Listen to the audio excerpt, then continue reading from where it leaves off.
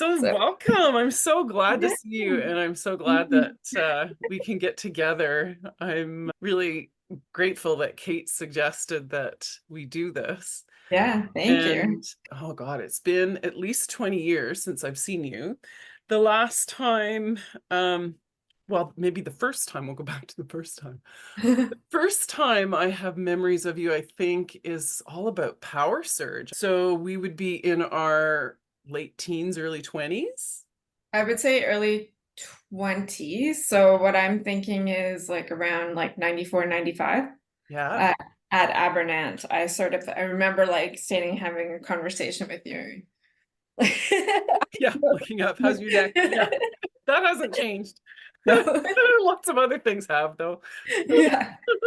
And then obviously, reconnecting with Donovan and and then I think when I was up north, right? Yes. That we kind of reconnected a bit there. Yeah. We did the early 90s then together, the Yeah, Ragnar sort of scene and stuff like for that. sure. And Power Surge Yeah. was your first. Yeah. Did you bring him Right along guy. right from the track? He actually was 7/8 thoroughbred, 1/8 Clyde standardbred. Oh, And for the interesting story of things, do you remember Kilcarrick, Linda Ward's horse? yes. So they're half brothers by the same out of the like by the same stallion, Nice. bred by a man named Dan Jones. Linda started them both, and Jones used to do things like lie down in the stall with the bidding rig on, buck her off, jump out of the paddocks. So she opted to keep the one she had. Um, and the irony is they both went to Rolex the same year, right? Oh, that's amazing. Yeah. And then the other kind of neat thing about Dan Jones is Ian Miller got one of his horses off of Dan Jones. So they lived down the road from my grandparents initially, the Joneses. Okay. And my mom like kind of grew up with them. So like the weird thing of small worlds, right? Yeah. And then we ended up getting Jones off of the Joneses because he ended up with Peter Godson at Margie's to get started, and he was a bit of an oddie thing at that stage. So yeah, it was kind of neat. The small world stuff, right? So tell me about where your grandparents had a farm. They were right on Trafalgar Road, the Samson farm initially, and then Selena and Morag O'Hanlon had ran and operated that. They were actually the last functioning farm to when the 403 went in, basically. Wow. I didn't realize you Yeah. had such a long-standing horsey family background. Yeah, so my granddad actually granddad wanted to be in the cavalry, so he was a captain. So we're talking about military, right? So he was a captain, and he was good friends with the colonel. Colonel Gutowski. Yes. So the reason I ended up riding with Peter is because Peter Gray is because my grandparents asked, the colonel who to send me to, sort of thing at that stage for a working student thing. Oh, So that's how I amazing. got connected there. Yeah. So they had horses and my mom rode, and my mom got my dad into horses. And then my dad actually ended up having a guest ranch in Manitoba while I was, in my teens. So I used to do that, taking out the trail rides and stuff like that in the teens. And, yeah, that sort of cowboyish way there, so yeah, kind of a pretty thick horsey family that way too, but I definitely got the bug the worst, right? Yeah. Yeah. Well, it's less of a surprise to me now, I guess, the transition from eventing to natural horsemanship and stuff, given that you had some Western background as well. I think it's more common in the horse industry for people to get stuck in their niche. They are hunter jumper riders and trainers. They are dressage Right. riders and trainers. They're Yeah. eventers. And so I'm super curious to learn more about your past and kind of tease out Yeah. the evolution. I'm loving it. Well, what was interesting, my mom actually also worked at the University of Guelph and was a large animal help like AHT and did the sort of supervisor role for that as well. So I used to go in and help with all the vet stuff. So like as I'm listening to your I'm like, oh yeah, I kind of did that stuff too, right? Yeah. Um, where you're holding the horses for the vet and stuff like that. Um and I do like on snow days I'd end up and go and observe the surgeries and clean stuff and hold horses and things like that as well at the university. We got my first like pony as a rescue pony from the university. She was one of the research ponies. So she was a little Shetland and she wasn't nursing at 2 weeks old, like the way they bottle fed them or something. So we transported her in the front of the truck because she was like itty bitty. And my grandparents basically hand raised her. And so as a foal, as a yearling, as a 2-year-old, 3-year-old, I have this pony on the lawn and I'm like putting dolls on it, like doing all the things that you look back and you go, I actually was helping that, pony understand things like desensitize per se, but like understand it, right? So when I was 10, I naturally went to like starting her myself. So I'd walk along beside her and go walk, walk, walk. And then I'd like hop on and say walk and then hop off and, repeat and do the same thing at trot, but I couldn't canter fast enough. But, like basically I just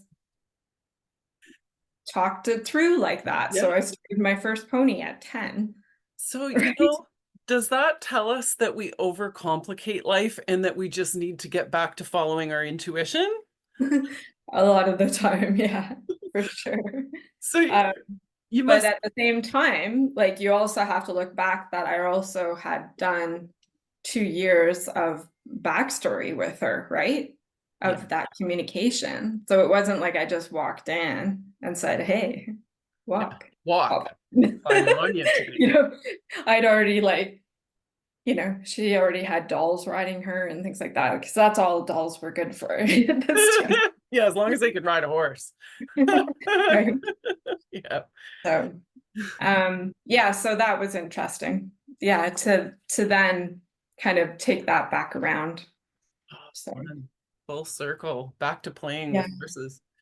So from your childhood and starting this little pony named Smudge, did you Munchkin. follow, what was it? Did I say it right? Smudge? Yeah, it was Smudge, but we always called her Munchkins too. Oh, So that was Munchkins. like, Yeah.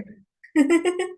Did you do the pony club route then as I well? did. Yeah, I did the pony club thing. I got to C level in pony club and definitely was like way more into the pony club learning than school. Like at that stage, even I was like pouring over everything, So I definitely was always trying to take in all the information really I could at that stage. Did you do pony club? I did. I was in the Yeah, North Bay Pony Club in the 70s and 80s, and I grew up. Our farm was the training grounds or the base for the North Bay Pony Club. So as a toddler, David Godson, who's from your area, right. your neck of the Yeah, woods, would come once a year for a week-long pony club camp. And it was yeah, hosted right here in my backyard. And I nice. adored him. I Yeah. idolized him. I followed him everywhere as a 2-year-old. And then eventually I was Wow. old enough to ride in the pony club camp Right. with all the big kids, Yeah, um, and I used to go down to the Caledon Hunt Club yeah. or week-long summer camps there as well, with David, and ended up training with Colonel Gutowski as well. And I Mhm. didn't realize that your grandfather wanted to be a cavalry officer. Is that what I Yeah, caught? so he ended up being too big uh, for the actual cavalry, but he was stationed in Egypt. So So yeah. we grew up, for background to people listening, riding pony club and eventing in the 80s, 90s, and Hmm. being mentored by a lot of European men that had come over here after the war Hmm. that were Hmm. cavalry officers, essentially. They were trained, and Hmm. it never, I understood the history of our sport, but I didn't feel it the way I do now. Now, when I think about the men that taught us and what they were training for, to defend their Hmm. nations and to Hmm. get a man and horse bonded together in trust so that they could carry out a mission come hell or high water, and Hmm. the Hmm. depths that we used to push ourselves to, we still did in the 80s and 90s, of fitness and endurance and bravery are just, the older I get, the more staggering it is, I think, and the more Right, perspective I right. have on it. And I think, and I often have thought this too, is like we're that second generation away from that now, right? Like it's kind of our grand, like, our parents were still within that, like, but our grands were within the reality of it, that horses were still the functioning of civilization, right? What created, like, how we mobilized and what created our world before then, right? Yeah. And that So, is a heartbeat ago. Even in my dad's generation, he's 80, he'll be turning 85 this year. He rode a pony to school, not every day. I think he did in blizzards and stuff. They had transportation, but he could take a pony to school, and they used horses to plow the fields and whatnot. mhm, And they mhm. drove the cattle. They still do. They drive the cattle up into the hills for summer grazing, and their world revolved around horses. Well, and the irony is I'm in that area now, No, right? I know. Like Kananaskis country? what's that? Are you in Kananaskis country? Yep, I am in Turner Valley, which is now Diamond Valley because it changed as soon as we moved here, they amalgamated. But um, Longview is like, um, we're basically just west. I'm west of Nanton, so and just west of me is the mountains, right? Yeah, And yeah. south, where I keep the horses, south of there is the like basically just ranch land, and they still have to doctor the cattle off the horses and stuff like that because they put them out on the on the foothills, and that's the way they go in and work with them. So it's like, ooh, they're like real cowboys here. Yeah. Yeah, it's a big deal, and I mean, shit gets real when they're out there treating cattle and stuff goes wrong with horses. It is phenomenal what you need to be prepared for, and I think Right.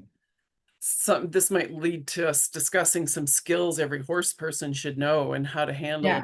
these um this prey species in an emergency. So my dad is out there in Alberta now in Okay. Nanton. Our family still Okay. belongs to the same cattlemen's association, the same Oh, ranchers are still bringing the cattle up into the hills for summer grazing, that they have been since the Dust Bowl in the 30s, and right. that drove them into the hills for summer grazing. Right. And it's been a tradition ever since. And Yeah. they have to move the cattle from one valley to the next to not allow it Yeah. to be overgrazed anywhere, and move the Yeah. salt for them and do some rudimentary fencing and stuff. And every now and then there's a wreck with a wagon, or a Yeah. spooked team, or treating a bull or something. And Mhm. I think that some of the skills that we must have picked up in the veterinary clinics to calm a horse and Mhm. be like the anchor in the storm and immobilize it Mhm. are essential and missing. I don't know. Some of it I'm trying to pass on. So Mhm. Mhm. um having had it be some sort of innate skill, it was something that I lost the ability to through bad living and a life gone sideways and a nervous Yeah. system on alert all the time. Right. And I couldn't calm a nervous horse or connect with it or do any of the Mhm. things I was trying to teach people to do. And I've had to reclaim that. And so that's Mhm. been a journey I never saw coming. I don't know whether you can kind of look back to your younger self now Oh, and imagine the trajectory that brought you here. right. But I am teaching some skills I would have normally considered woo-woo, breathing and connecting to ourselves, um, in order to connect with the horses. And my inroad was through science, or I would have Mhm. never had time for it. But long story short, I found out that it isn't woo. They do feel through their energy fields what we're feeling, and that if we aren't mindful and present, or if our nervous systems are on high alert, doesn't Yeah. matter how much we fake it. Ask me how I know. Yeah. Yeah. Yeah. They Well, aren't going to be calmed or trust us. So I've gotten yeah. kind of woo woo. I meditate, I do yoga. Mhm. And I teach people some techniques to help them break through their busy minds and go from mechanical to feel. So Yeah. the No, that's direction I beautiful. want to head is helping Yeah. people learn and establish and practice and get access to that magic we see people perform with horses. And I can completely, empathize with that. I went through that very much as well. Oh my God. Yeah. No, The absolutely. commonalities. Where I was like, there are a couple times I'm like, I don't think I should do horses anymore. Like I'm like, I just, and an interesting time actually was when I had gone up to the Sioux. I was okay teaching and the horse or like teaching people and helping other people, and it would be interesting because the horses would come to me if I was helping somebody else. But if I was trying to work with a horse, I was so wrong, like so off, like, and like couldn't get that alignment happening. And so that's an interesting. So I'm like, I totally know what you're talking about. Yeah. So I learned about that at I started training with Carmen Theobald, who does equine assisted trauma work Mhm. and works with people with first responders with PTSD. And I was becoming really interested in this stuff she was doing and how she was helping people, having attended some of her training. And we went together to train with a mentor of hers, Linda Kahanoff. Okay. And another funny full circle sort of thing is um, Linda Kahanoff wrote several books. One of them, The Tao of Equus, Okay. was given to me by one of our mentors we have in common, Margie Godson, Oh, okay. Okay. Yeah. because she felt compelled. She got a message to reach out to me, and I hadn't been in touch with her for years. Wow. Yeah. Called me and came up in 2017 and drove the hours north to this little cottage we lived in on a lake in the winter and spent my birthday with Peter there as well. Peter drove with Oh, her yeah. Yeah. because she needed to give me that book. Wow. That's all she knew. I needed to read it.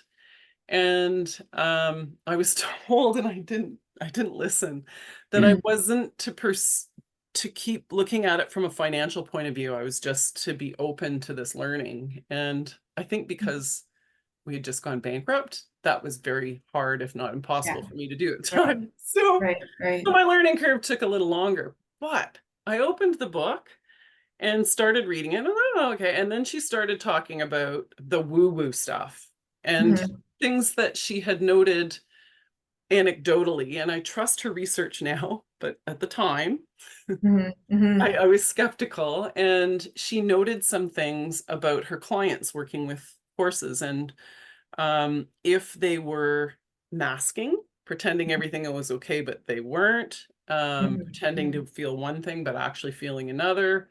Mhm. Um, the horses would actively avoid them and stay away from Mhm. them, her more sensitive horses. And that if they had just a moment of breakthrough, the horses would show signs like licking and chewing and approach them. And Mhm. she noticed all these things anecdotally and developed a program based on her research, which I gotta Mhm. say was solid.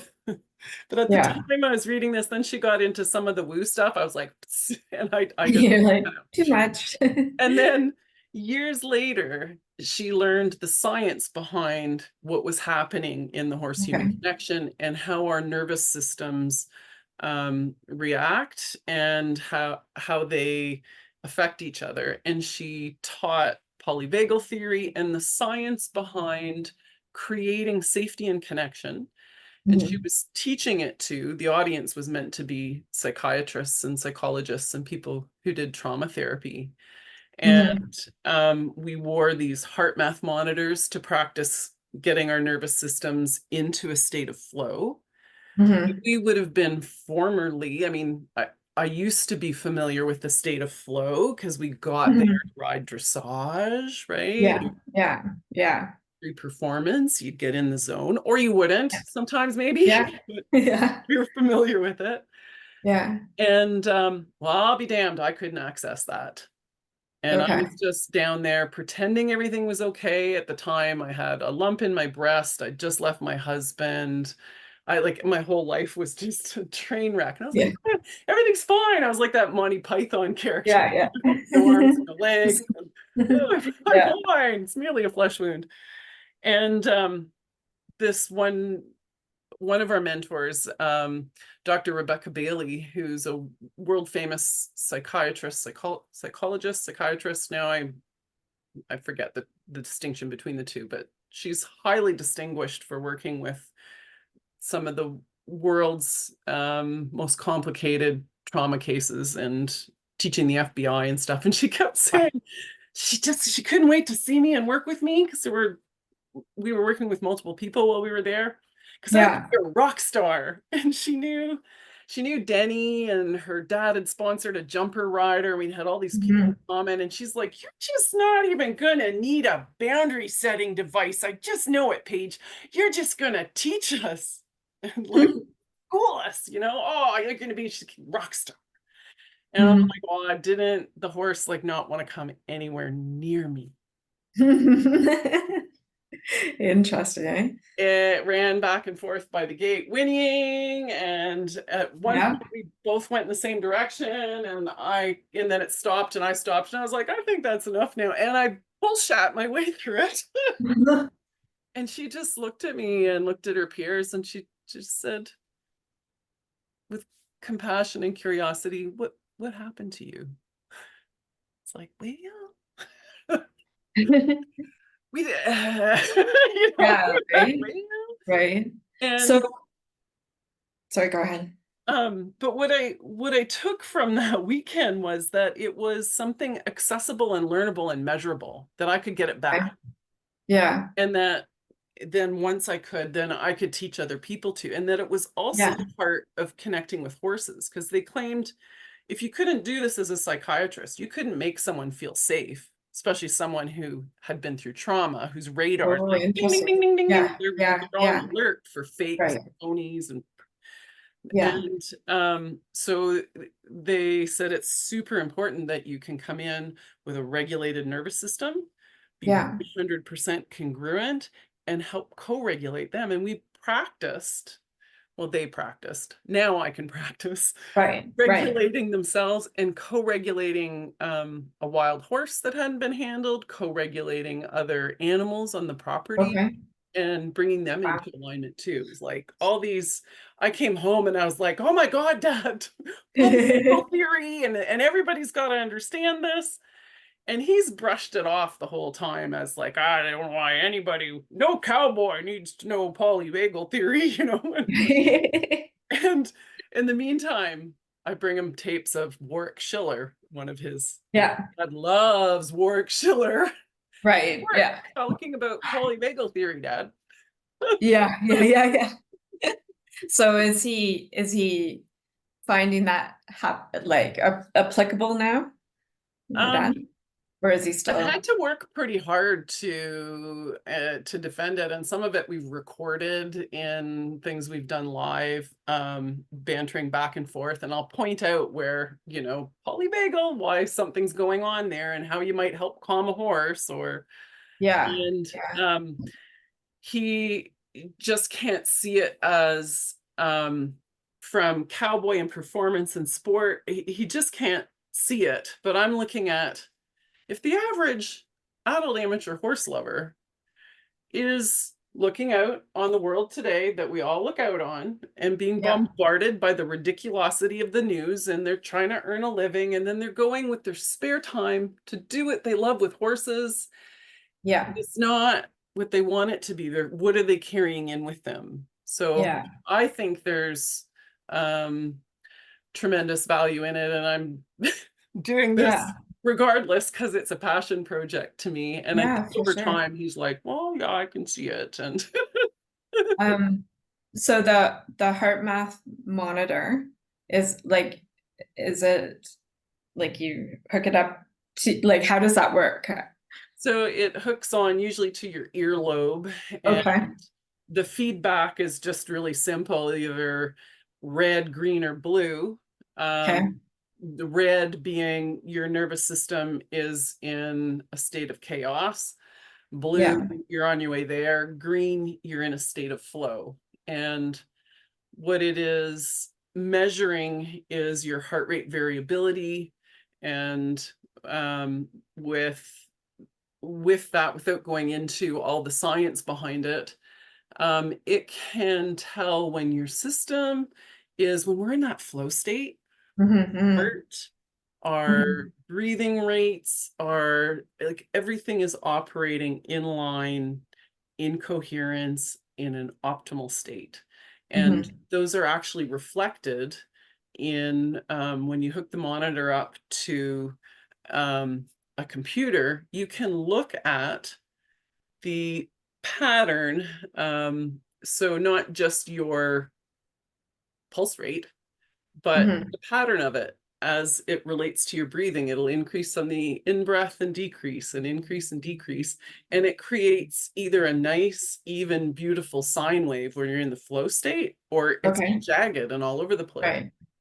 And so for people like me who are resistant to the woo and trained to, my background would have me be disdainful of it, and it and my sort of Protestant work ethic, work yourself to the bone, Paige, You're right. would give me no time for meditating, right? Oh, waste of time. Yeah. So to be able to look at that and go, wait a minute, oh, I can affect and see that there is science behind it, and translate that into a feel in my body was essential, because I Mm-hmm. couldn't, I would pretend to meditate, or I would, and I would breathe, but I didn't really feel any different inside until I pursued it long enough and learned some techniques to turn the monitor green. And then I would take note, what's it feel like in my Okay. body? Oh, Right. that's what it feels like to get there. Yeah. And then I Yeah. could recreate that without needing to look at a machine every time, right? Right. Right. Can teach someone who maybe has never meditated and is resistant to it to do it Mm-hmm. on their feet, eyes open, while we're talking, even Right. something you can take with you. I think, like if I look back at learning to compete, especially dressage, right? And trying to find that flow, where, and that was definitely very much that same sort of state of finding that, and then I remember, not so much in like competing, but not being able to find it too, like you're talking, and then being able to find things again. And I think finding that just calmness, I Mhm. guess, you know, because interesting enough, I think with where things had kind of gone for me is I was functioning on a, like a frustrated level with life stuff. And then, people are sending you horses to fix, and, kind of you be on that sort of like cross country power protection, shall we say, but in the wrong place, right? You're Yeah. like, oh, that energy is not actually, it shouldn't be there. Yeah, or you can't live there. Yeah, yeah, and I was as well. So I think that taking that sort of step back helped me get way more down Yeah. again. Where were you in that period? Were you already up in the Sioux? Or was that? No, like I would say that probably started um still while I was competing, and then I had like one of those years that everything went sideways. Um and yeah, just never really kind of came back from that. So um But I would say you did because you said like that's going back years ago that you found you needed to ground yourself and stuff. Hell, I'm just catching up. I was 50 before. I'm catching up with some of your evolution. well, yeah. I guess like the big sort of turning point would be in a funny way was watching Cavalia, right? And that, the first time you sort of see that Liberty actually live, you're like, what? Yeah.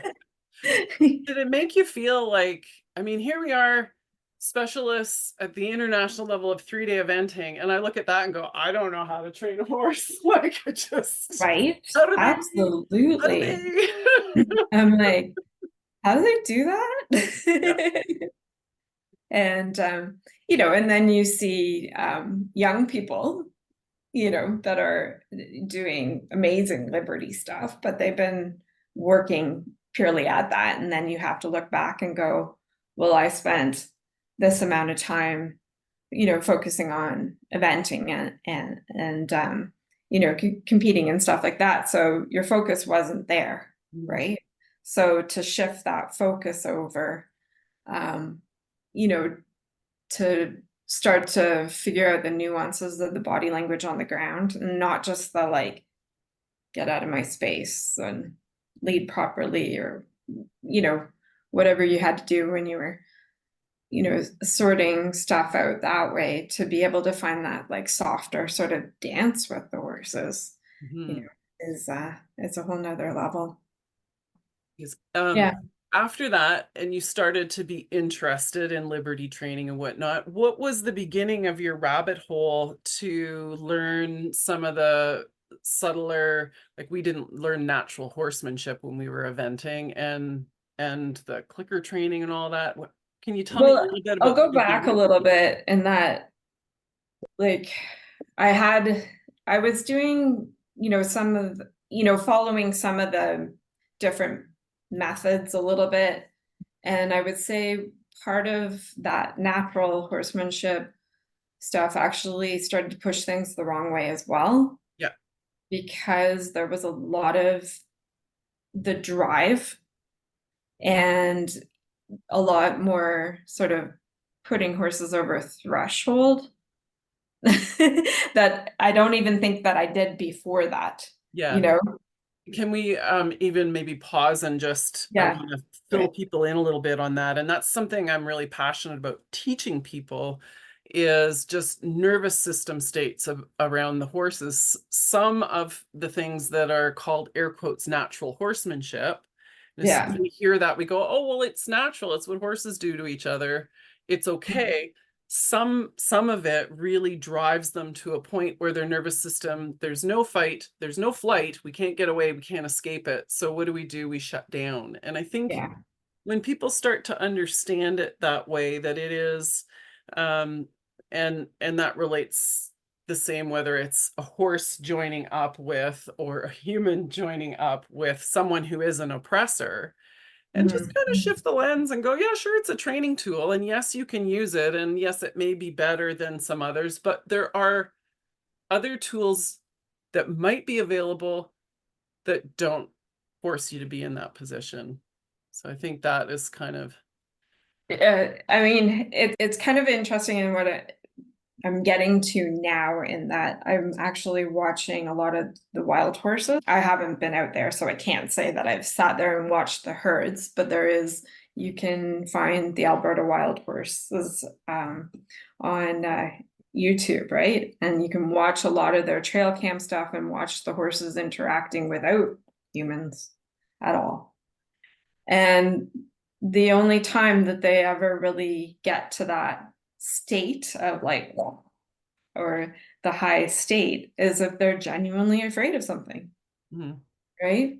And there's a lot of things that we do in our human world that actually put them into that state a lot more than we realize. And we're like, oh, just get a grip, like, Yeah.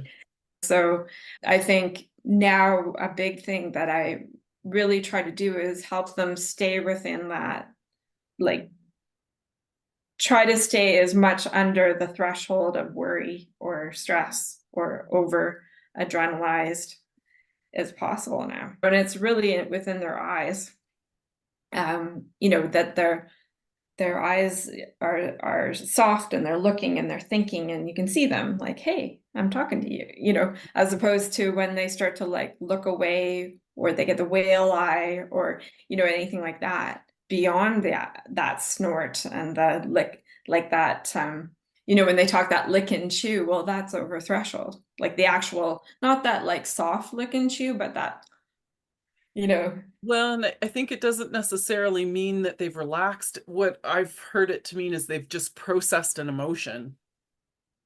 That yeah, negative or positive, right? It doesn't have to be. where I've heard it explained well is almost like you've had, a deer run out in front of your car, and you kind of do that on the brakes, and you've hit that like, boom, and the adrenaline's coming out of them. So, so when you're hitting that sort of level within your training, it's usually too high. Yeah. Right. So I went through the sort of that phase of like, getting shit done in a way, right? Yeah. And you'd get through it, but then it just became harder, more like harder physically, right? And then you kind of get to that point and you're like, hold on a second, this isn't really working, and I don't like the feeling I'm having Mhm. anymore. So I think that's a big thing. Yeah. We we were taught even in our EAL training to use methods that, since they didn't make physical contact with the horse, they're like, well, it isn't hurting them. And essentially, we had to create horses that were complacent enough, there's a word I'm looking for, submissive enough to let some dysregulated kids hook up a couple lead ropes and drag them through obstacle courses that are generally designed to fail. They're designed to make them go, uh-oh, now what, right? And so if the horses didn't want to come out and do their jobs, well, then we can tune them up, or we can desensitize them, or we can. And I just found myself one day, there was a 6-year-old boy pulling Malachi out of the barn, and it was hot and there were flies outside, and he didn't want to go do the stupid obstacle course in the heat and the flies with the kid. And you're teaching the kid pressure and release and to bring up his energy, and you could start to see that the horse was going to look at that kid and just like, dish out your worst, kid, I'm just going to stand here with the brakes on. And the kid was willing to escalate to measures, and you got a glimpse of what was some of their background of what leadership looked like in their lives, and it was really ugly. He was about to escalate into things you don't. And I just stopped and um started to say, well, what do you think the horse wants to do? Well, why doesn't he want to go outside? Should we force him to go outside? And the kid went from like, come on, you stupid horse, come on, you stupid, being really angry, to, oh no, I guess not, right? No, I wouldn't want to either. Well, what should we do then? Oh, we had a bunch of different options, but the industry model so often tells us that we've got to tune up our school horses and tune up our EAL horses so they will tolerate, and I like to call them the muggles of the horse world, the people who weren't born into horses, that are coming as non-magical horse people. And I think, no, there's got to be a better way. Maybe we teach the Mhm. muggles how to, Mhm. and give them some other models, like if it wasn't all mounted work and if it wasn't all sport related and they weren't all trying to win ribbons and go to horse shows, is there another model for adult amateurs where they could come out and learn how to do liberty work with a horse? Like, wouldn't that Mhm. be so Mhm. much Mhm. more rewarding, and teach them how Mhm. they learn Mhm. Mhm. how to motivate a horse Yeah. instead For of sure. show them who's boss and Yeah. Yeah. That. And the thing is, so a little bit with going back to the wild horses, hmm, they they move like 15 to 20K a day, right? Right? Like they're moving. And what is interesting, if we look back to what we did, we were like quite lucky to get into eventing in a way, because in a lot of ways with that, what are we doing? Hacking. We're out there moving and we're moving with them, right? And so that sort of movement together actually was creating more of a partnership and a bond than I think we recognized. We were just like, oh, we're getting our horses fit. But actually, we were building that sort of movement together.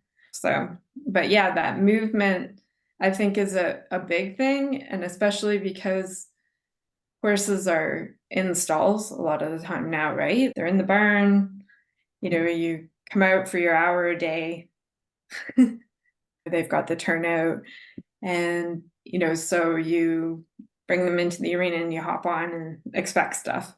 yeah, And so I think without having the same sort of amount of hacking and things like that, finding a way to do things with them and move with them, that's not necessarily always expecting something from them, hmm, but just move together, really, yeah, being out in nature without going around in circles. And yeah, I think of how lucky we are, and that's one of the themes that I wanted to bring into this as well, because we've been so amazingly lucky to have access to the people that we trained with and the opportunities that we had, the places that we rode. Um, Mhm. and so grateful too for then all of the things that have allowed me to get where I am. So I've learned to be grateful too for all of the things that I would have seen at the time as going wrong that Mhm. have brought me to this point of learning. But Mhm. some of the things I grew up with thinking, oh, poor me, because I'm not from Southern Ontario and I Mhm. don't have an indoor riding arena, were also some of the luckiest things that I'm Absolutely, most right? grateful for. So I think Yeah. my horses sometimes outperformed their DNA and tried for me, like that little O'Reilly tried his heart out for me in that Mhm. sport. Mhm. Because I was always out around the countryside. I didn't Mhm. have great footing in my little ring here, so most of the riding I did was down the road and through the fields and in the back and wherever I could get decent footing. So it was fun for him. He Yeah, enjoyed it. exactly. We bonded, and I think if I had an indoor arena and a proper outdoor sand ring, that I might have just been in those every day instead. Mhm. So what Mhm. was supposedly a hardship was certainly, I think, a big advantage. Uh, Mhm. Well, and it just like levels things out in a way that you're able to get out and spend that time with them and not just drilling, yeah, right? Like we just drill, and give the horses the opportunity to do something they enjoy. yeah, Like Jones used to, we go out hacking and he would pick directions to go, and I'm like, all right, let's go that way, you know, and not like back to the barn the whole time. Or in fact, he was like, where's this adventure going to take us? yeah, He was a bit of a monkey trying to hack with other horses early on. That was a little adventurous. He liked to leap a lot, so that wasn't so much fun. Yeah, but eventually peaceful. he got to be quite good. Um, Interesting enough, so I didn't ride with the Colonel a lot, but I did have some lessons with Jones with him. And I was going intermediate at this stage, okay? And I was having a hard time with the rein back. And Jones was like the first time I got on him, he like stood on his hind legs and he, like he reared and leaped and he did lots of acrobatics for a long time as a young horse. And you Like that, said, this is the horse for me. rearing a lot. There was a ditch at Margie Godson's that took us 2 years to get him over. Like, but I'm like, if I'd like could do that now, how would I do it differently? But he was like, no way I'm going over that. And he still, even after I did Rolex, was still very suspicious about little ditches. So, the whole setup for him, he wasn't very happy about that. But the Colonel was giving me a lesson, and I was having a hard time getting him to rein back. And, he would tend to rear up. Gee, I wonder why. But anyway, wrong energy, right? And the Colonel's like, let me get on him. And I'm like, oh no, and he's like, I've been riding horses longer than you've been alive. And I'm thinking, oh God, I'm going to be the one that's known for killing the Colonel. Oh, So he gets on, Jones just goes tap, tap, tap, and Jones backs up super easy. And I was like, oh, okay. he would have been in his 70s, I bet, at the time. I bet he was close Oh to yeah, 80, right? When he, yeah, yeah. yeah. So Easy. I have a similar Colonel Gutowski story. I was 15 years old and I didn't understand about captains and colonels and proper dress for lessons and stuff like that. I was coming from up north to work with Peter Gray, and they were gone for a week. And I just upon arrival got sort of introduced to them, left with a list of horses, and I was there with his mom. And he said, don't worry, Colonel Gutowski will come and teach you. Excellent. So the very first lesson I showed up, it was hot out. So I put on boxer shorts under my chaps. The Yeah. boxer shorts, Shalane might remember these, had flying pigs on them. And I had sewn the crotch shut, like, because it were honest, like honest to God, guys, boxer shorts. And I had a Hanoverian, this young warm blood that was difficult for me. And I had draw reins on him, which is, if anybody knows, Colonel Gutowski is like, it's a sin. I could have gone straight to hell that day, and I didn't know. So he comes out to the ring and he's like, oh, my darling, what is this? And he's looking at, and I was like, those are flying pigs. I said, and I show him, don't worry though, I sewed this, I show him where I sewed it shut. Oh my God. I'm mortified now at 15-year-old me. And then he looks and he's like, oh, no, no, no, no, no, my darling. And he looks at the draw reins. What are these? And I explain that, he's green and I need them. And he goes, oh, what is this horse? He's 7. He goes, horse 7, horse bends. Off you get. So I get off and I go to give him a leg up in the saddle. And he just looked at me and he said, I will die before I will take a leg up from a woman. And he sprang onto his back. He was 78 at the time. And he rode away without draw reins, and the horse was effing perfect, of course. Yeah. Lightness and beauty and harmony and Yeah. grace. Yeah. There I was Yeah. in my boxer shorts. So interesting enough in saying that, right? So with how light and soft he would create, that sort of harmony within the horses is how far off sometimes we got. Yeah. Like within like, yeah, we'll use draw reins. Yeah, we'll do, and how what sort of information we were given at some point than we've taken, and I think that's a big thing to kind of find your middle ground, find the middle ground when you start to feel things this isn't feeling quite right, like the intuition aspect, not feeling quite right. Here's my crutch. How do we make that better, right? Mhm. So, Yeah.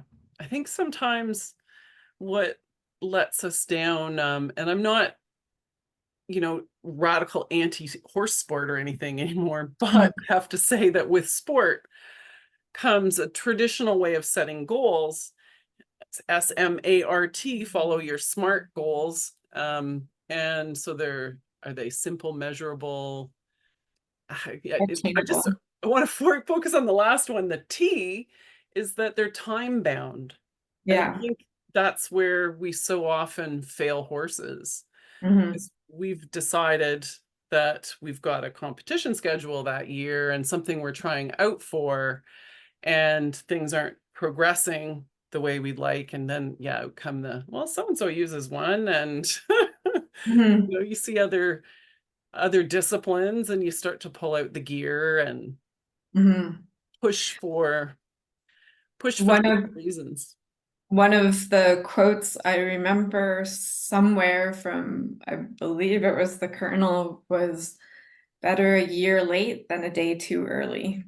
Yeah, when he was discussing upgrading or whether to put the Yeah. jump up another 6 inches, or yeah. But it even applies, um, to general training, right? Yeah. Too. Your everyday sort of connection with them. Where are you pushing that horse over threshold? Are you going to lose that sort of relationship moment with them? Or like you said, the little guy that's like trying to shove the horse out the door when it doesn't want to go, or do you go back in and do something else, Earlier, something that I thought was really fun that I did as well, and probably Chelan and most event riders, is letting your horse have a choice on the trail ride. And so, given that we had such um, fitness schedules and spent so many days outdoors hacking, your horse had so many opportunities to make choices and have them reinforced. But so much of traditional horse training is about taking choice away, and we want to control them. And I wonder if you can kind of speak to the journey of stepping away from that control mindset into, now you've done, I think, I don't know how many years you've been practicing liberty work, or horses have plenty of choice. Can Mhm. can you help us through kind of that transition or some of your journey? Well, it's just like 'cause it hasn't been all liberty, I guess. So liberty's like itself is a part of it. I would say the bigger shift was adding in the positive reinforcement, because what the positive reinforcement helped with is being able to break down, like if you look at, horses functioning on instinct, right? And then what we're sort of adding in is behavior, like we're reinforcing the different behaviors that we want the horses to have, right? So that can be, anything as simple as coming to you at the gate, standing while you want to get on them, Mhm. standing quietly while you're grooming them. Um, or it could be moving that behavior into like asking them walk, truck, canter, those aspects, right? And the positive reinforcement has then made it so that I'm really looking at the smaller behavior moments. So if a horse isn't understanding what I'm asking them, instead of pushing harder, I step back and go, how can I break this down into something more tangible for you? Are you heading in the right direction? Yeah, That makes sense? yeah. Yeah, I found that, and I've only just started in the last, I don't know if it's been 6 months or more now, almost a Yeah. year. that it helps identify the moment Yeah. that they've started thinking about, the Yeah. very second they start in the right direction of what you want. Yeah. Helps to break it down instead of just pushing through.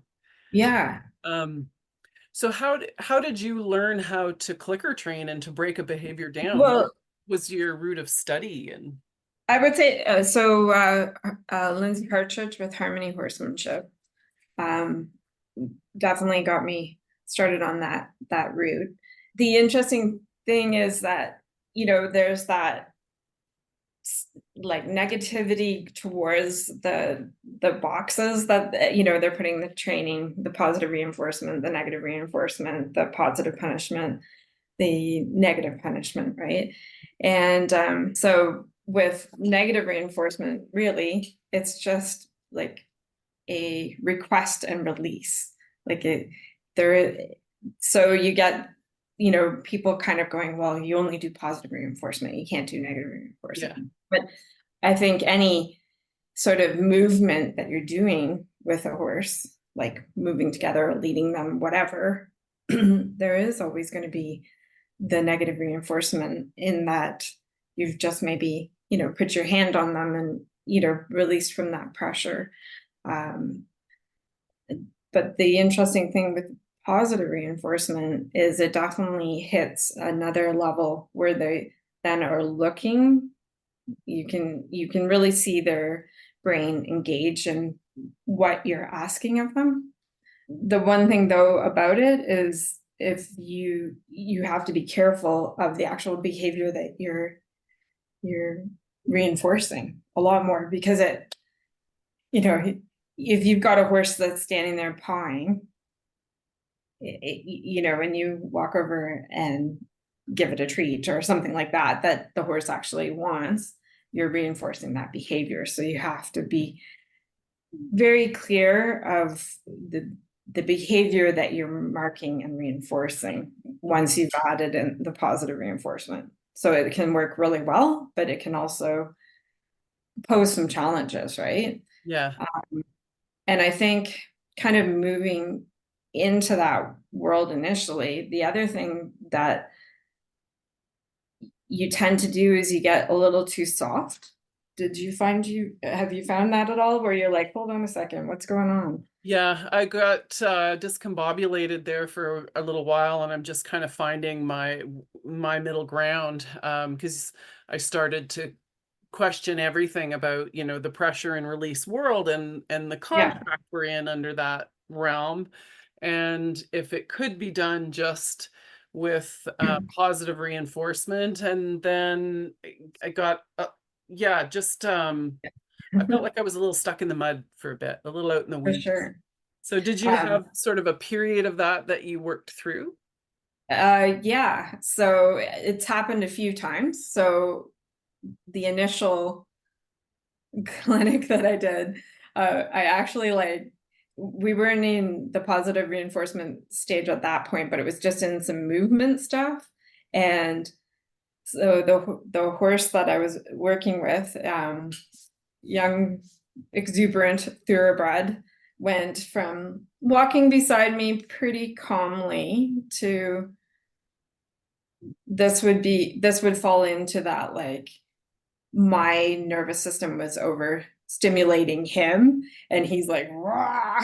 And I'm like, I'm supposed to be being calm right now. Oh And no. it's going really the opposite way, to the point where I like asked her assistant to take the horse, because I'm like, I'm gonna drive this horse. Like he's like all over me. So I like just sat down and I like bawled.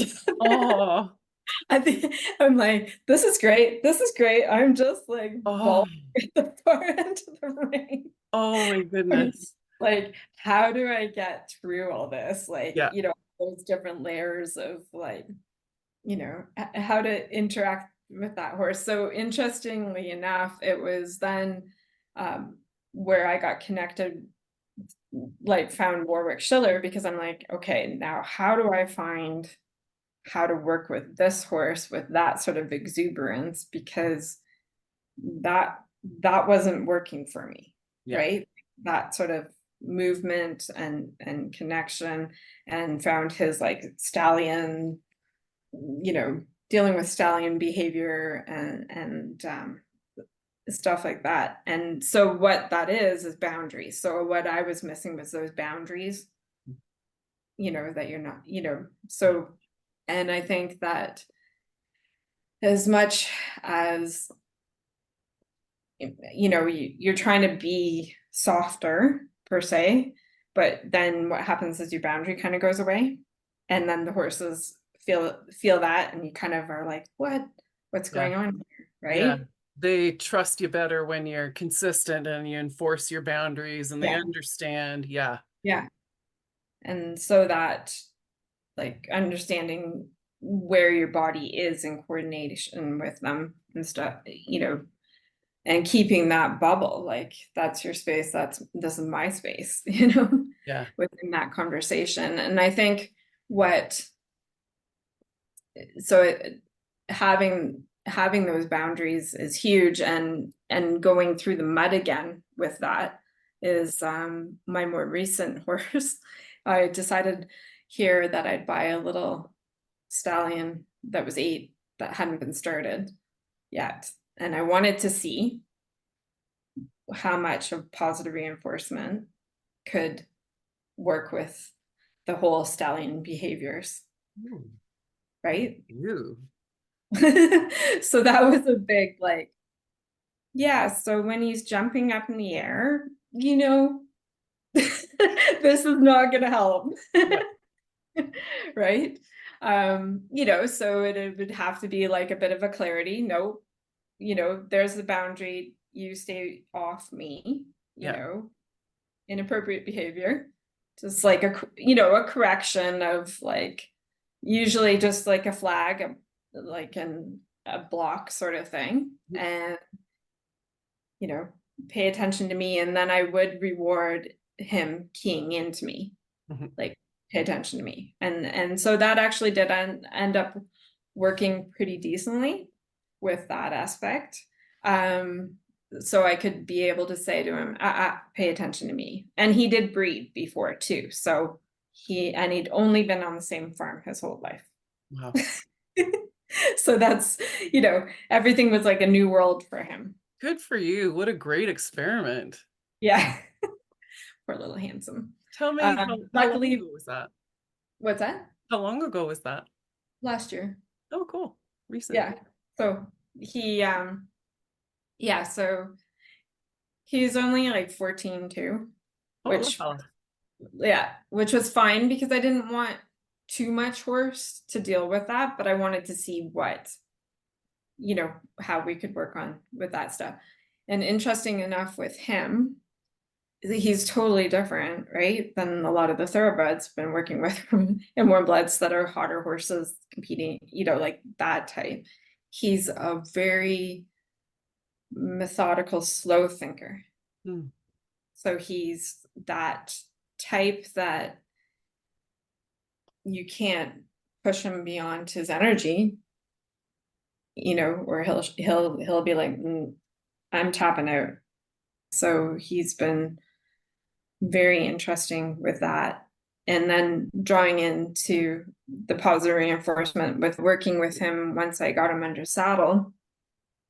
Well, he likes to stop. So the whole moving to trot was actually really a tricky one because I'd be like, I'd mark the trot and he'd be like, like, okay, pay up.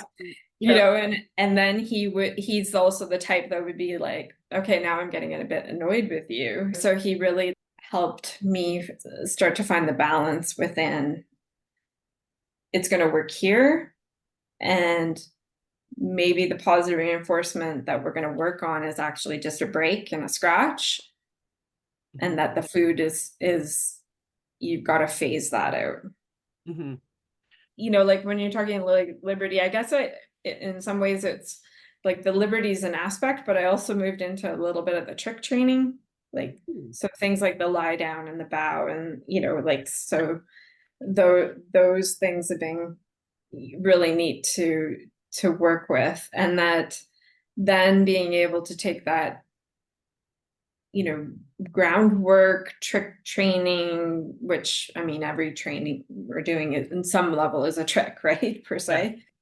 So then it really like just helps me understand how the horse is learning a lot more, and then made things easier when I got on them as well, right? So for instance, asking them to do a leg yield or move sideways, if you're asking on the ground and you're getting that sort of response, and then you get on their back and you can just use your voice a little bit more, all of a sudden they're like doing that. You know, instead of all those years of like, come on, get over. Yeah. You know, So how do you teach it with leg yield with positive reinforcement? Is there pressure and then positive reinforcement? Is there still pressure with it when you're teaching it, or? it depends on the horse, exact, you know, like I look at it as you might ask for something with a bit of pressure and a voice.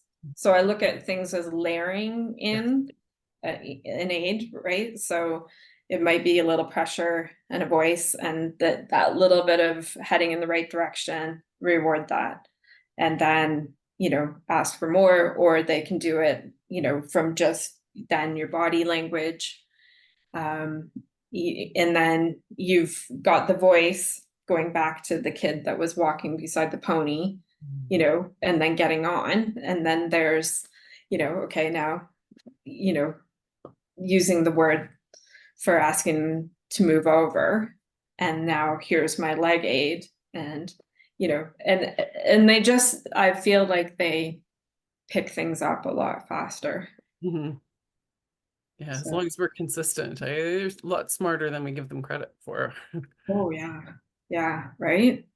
Mhm. Well, I mean, you know, when you're teaching a riding school and you've got to start spelling the words, because you know as soon as you say okay and walk, though you got to go WALK and hope the horses haven't figured out how to spell by that point, right? Yeah, yeah, yeah. So they are smart. I heard also that yeah, you went to a couple of retired racehorse projects and you Yeah, were a finisher. You were what's the word I'm looking for? Like a finalists. qualifier in the final rounds in both Yeah, cases, eh? made it to the finale both times. Yeah. Yay. The first one, so 2018, the journey started there with Lindsay and Harmony Horsemanship, and Linda Plank had bought the two horses. So there was Molly Duker and Cotton Sales, and Cotton turned out to be like this super duper cool horse. He massively loved the trick training. We didn't do very well, he and I, at the makeover per se at that stage, but the stuff after the fact was pretty neat. And Molly Duker made it in competitive trail. We made it into the finale there, so that was kind of neat. And then the last one that I did, 2022, was just before I moved out here. So I didn't expect to move out to Alberta when I was bought this horse to do the makeover with. So with, you know, strange things that happen in life, I had the Cotton horse and then Cosmo, who did the makeover. And I was hoping to do like dual liberty. Like I was trying to get there with that. And 2 weeks before I moved, Cotton Cosmo had a crash in the paddock and I lost Cotton. Oh, So, and then Cosmo was hurt as well. So I was like oh no. so far behind with the training with Cosmo. I was like, do I do it? Don't I? And he was sound enough and he seemed all right. So I'm like, well, if I'm going to make this happen, I'm going to drive back to Ontario. And I did a whole route. It turned out to be like 11,000 kilometers. Oh my So God.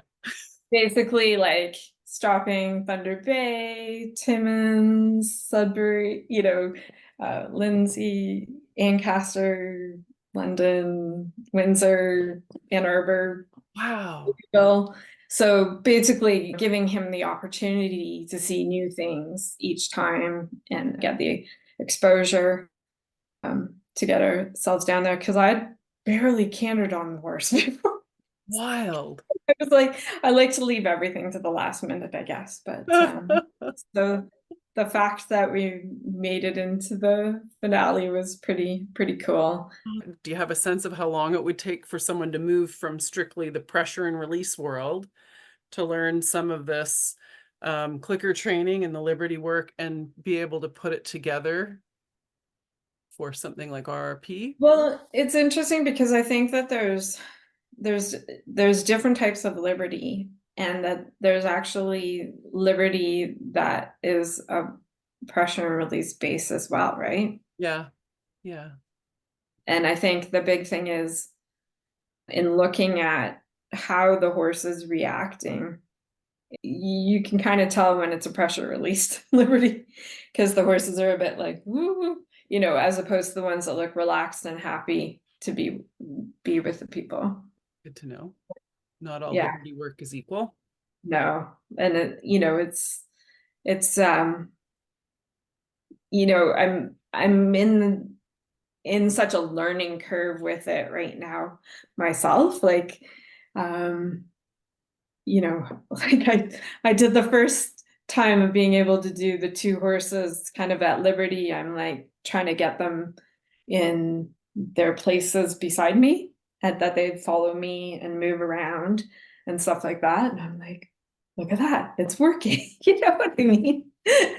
um, but like that was like, I don't know, a couple of weeks ago, but I don't practice it all the time. I find the horses have to have a little bit right now for me of where I'm at, enough energy themselves with it that they're like, yeah, I'm interested, Yeah. So I think the biggest thing that you want to take with it is that you kind of show up with whatever the horse shows up with that day, where you can't really have that same sort of expectations on it, and kind of explore every day of like, oh, what are we going to work on?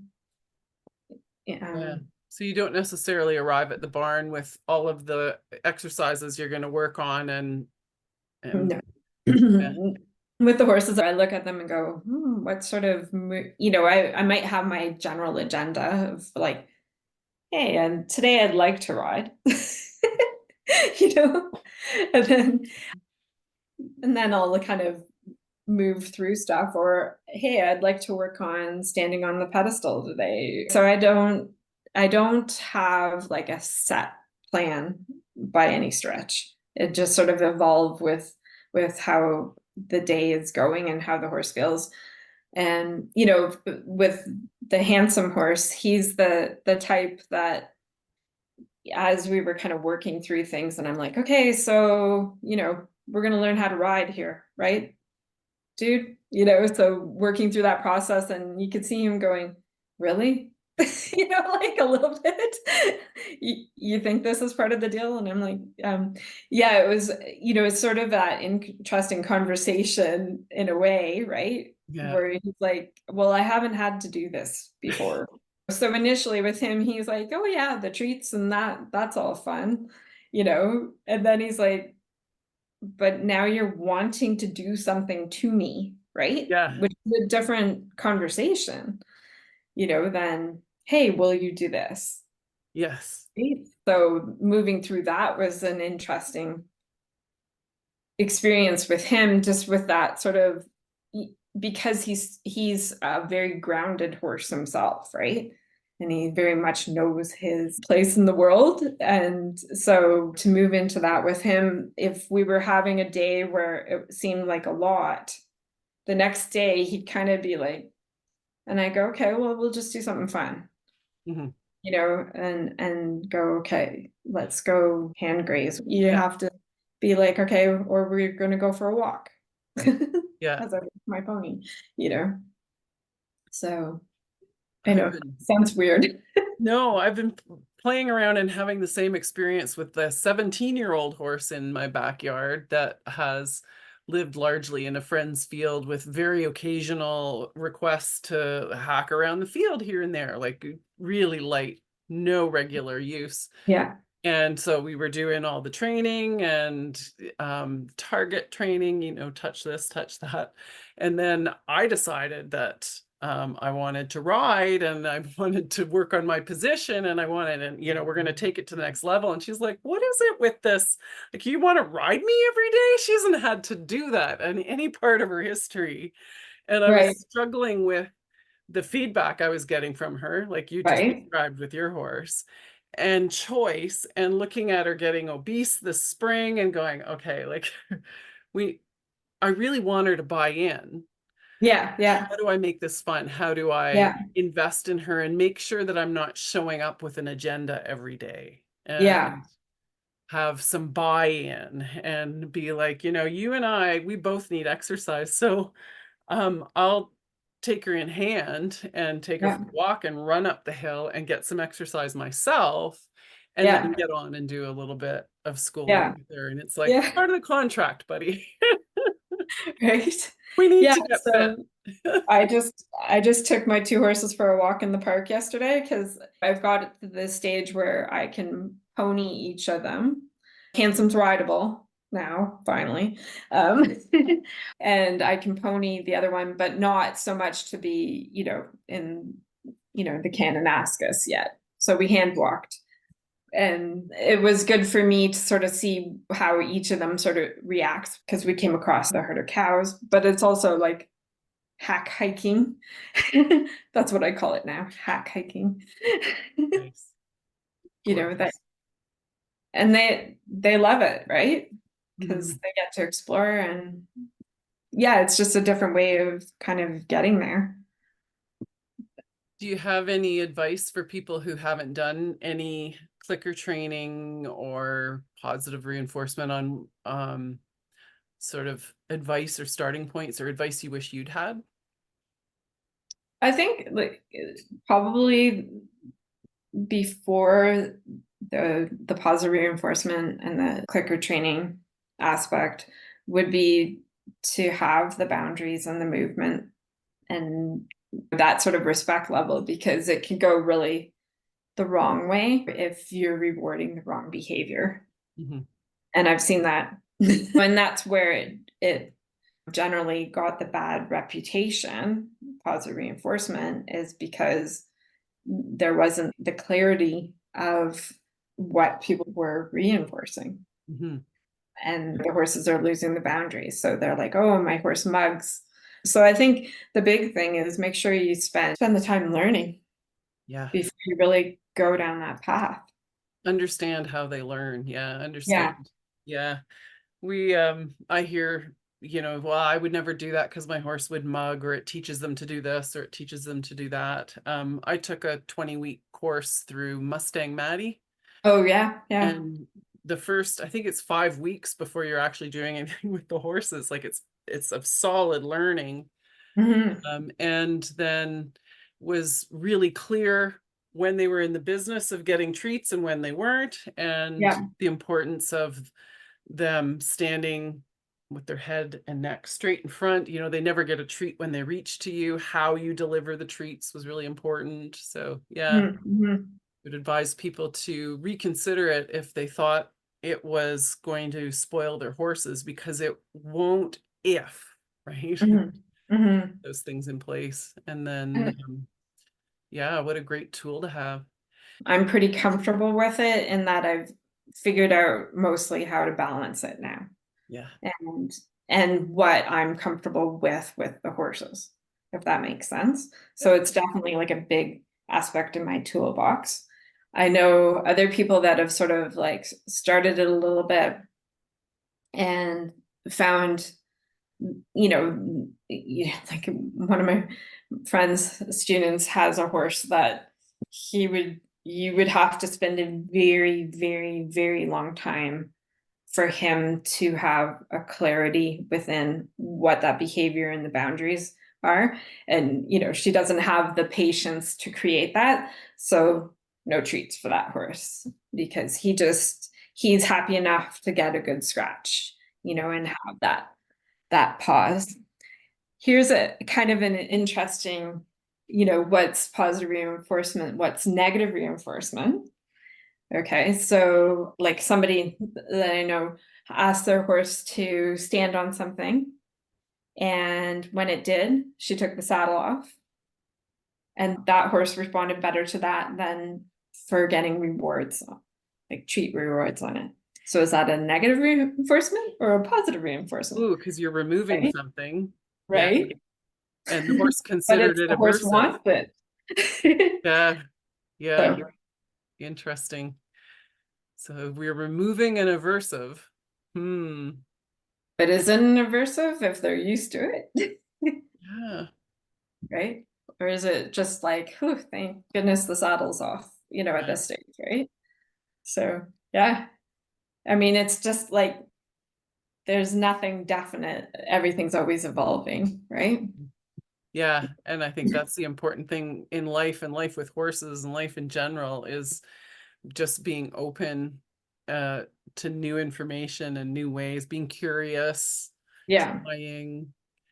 trying things, trying to never say never, Yeah. Right. making absolute rules. Right. Like even, sort of based on tradition, some of the things that we get stuck in are getting on and leading from the left side, Yeah. right? And that's because there were swords at one point, right? And Yeah. I'm pretty sure we're beyond that, but it's hard once we've started that muscle memory pattern to get on from the other side, to lead from the other side. I've got the leading down now, but not so much the getting on. I'm like, game over. I've got a bad hip. Be the mounting block. Yeah. Yeah. Is So there anything that you would go back to tell yourself in your 20s with power surge, or any gems that you've picked up along the way that you wish you knew then that would have changed your life somehow with power surge? yeah, like the things on how to help him understand, for instance, that ditch, right? I would have definitely done it differently and broke everything into much smaller pieces. So, like giving that incremental steps that you don't even have that moment. That would be huge. I never really got him used to clippers, things like that, right? Like that.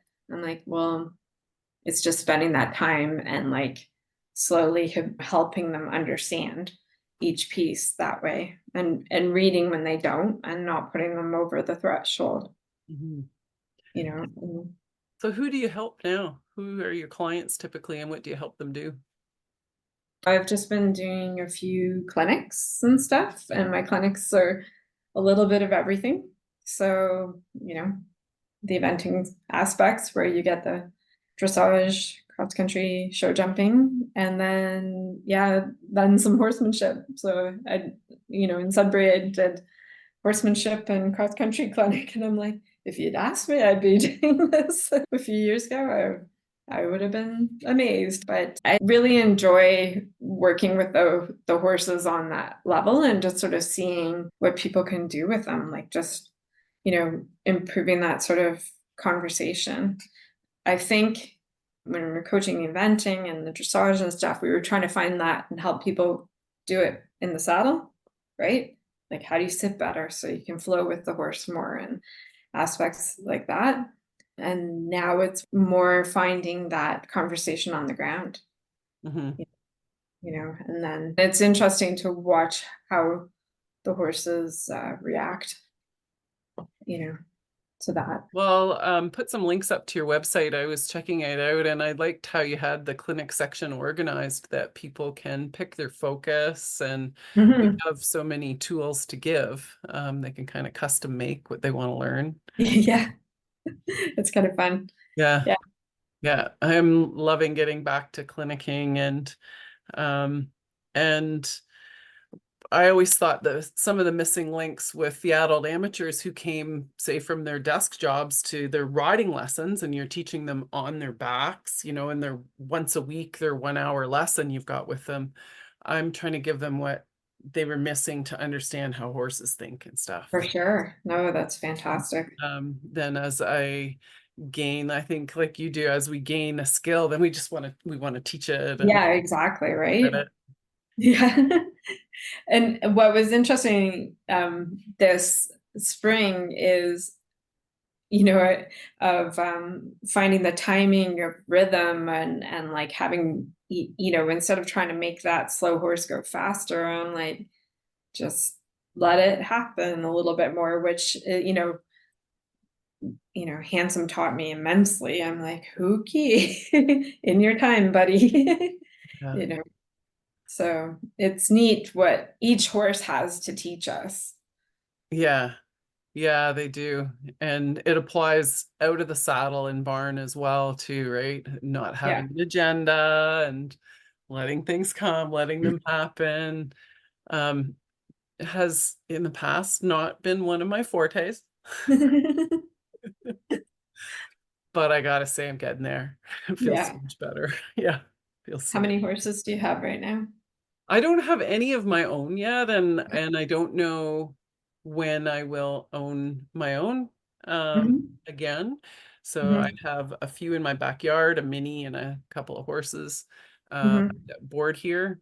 And then I'm helping people. I started putting together a program online and It looks great. um, doing clinics and then finding ways through WhatsApp to answer people's questions and stuff and other ways. So from a distance, I can follow up and give them Hmm. information. So I'm just figuring out the tech and putting together Yeah, packages. right. It's Yeah, a whole new world that way, right? yeah, yeah. Mhm. Steep learning curves for sure, but I'm glad I'm out, not out the other side of the tech, but out enough that I'm teaching again. And It's awesome.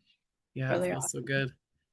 Very. Um, so I want to give a chance to, I want to thank you for talking to us today, but I want to also um, open Thank the you. floor to our audience that are here and let them ask some questions of you before we wrap up tonight. And Everybody's probably falling asleep by now. no, I don't think so. Definitely not Kate. It's like they've left the building. No, I Oh, just can't figure out how to turn my mute off. Okay. there we go. No, but I don't actually have a question right now. So I've just really enjoyed this, and I really enjoyed the opportunity to learn from you both this year. And it's kind of interesting because there's definitely parallels between how you guys teach. So it's really Yeah. interesting. You've kind of done this away together, and Yeah. Yeah. definitely some very similar fundamentals. So It's neat, eh? strange how things work. Yeah. Big and big thing too is like that energy, right?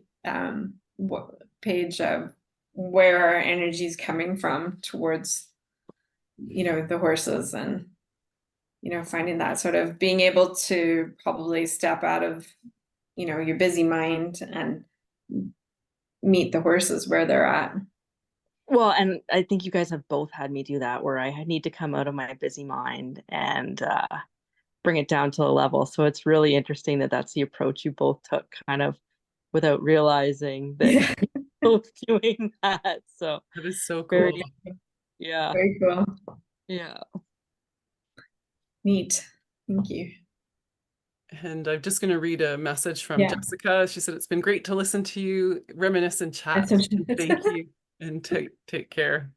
Thank you for coming tonight, Jessica. Jessica is Yeah. one of my boarders, Oh, and lovely.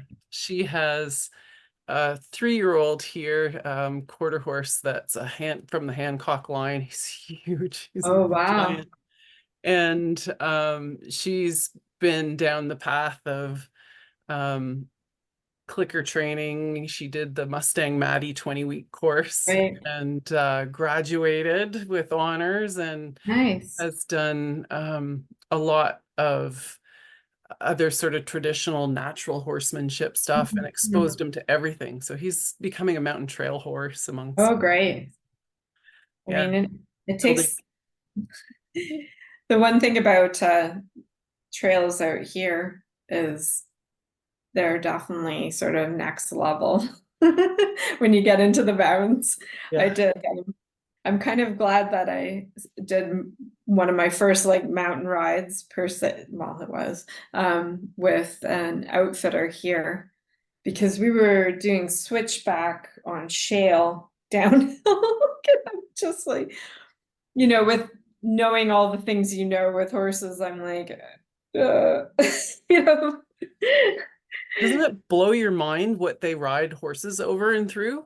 Yeah, yeah. And I mean, in a lot of ways we did too, but then you kind of go through all the stages of having things happen, and then you have to like backtrack and go, just let it be. Yeah. I had a little bit of opportunity to ride out in the mountains when my dad when he retired, he cowboyed out there essentially out in the hills. Okay.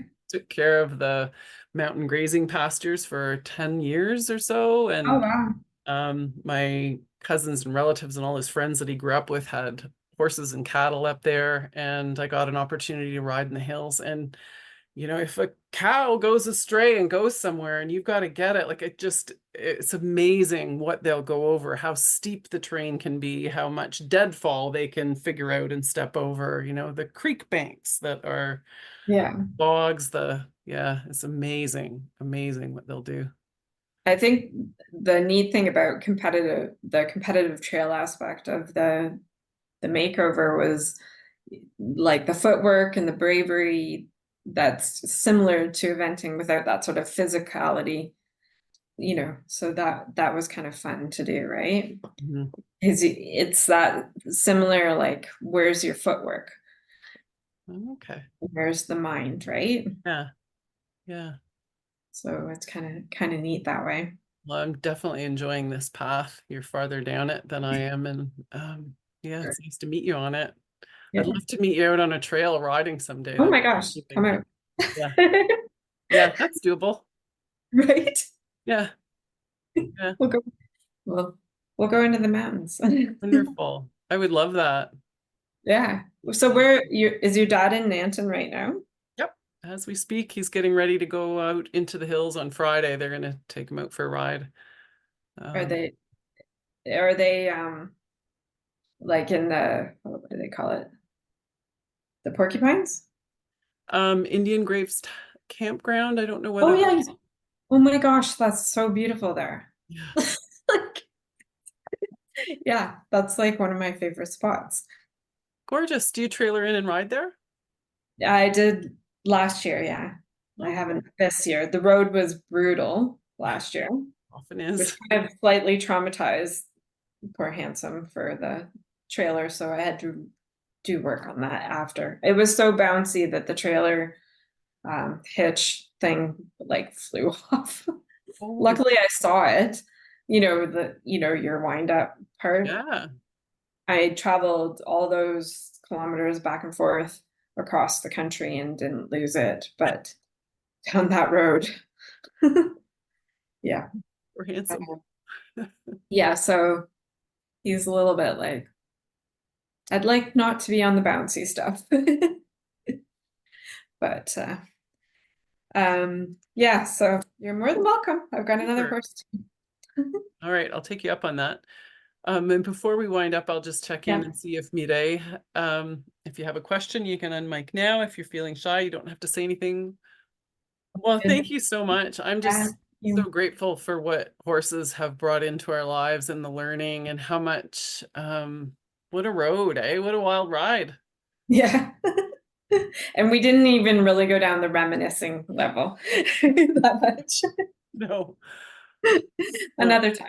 you'd spend days doing that. Well, Yeah. thanks so much, everyone, Yeah, for it's showing great. up tonight. I'm really grateful for your time, and we'll get together and ride in the hills. That sounds like a plan.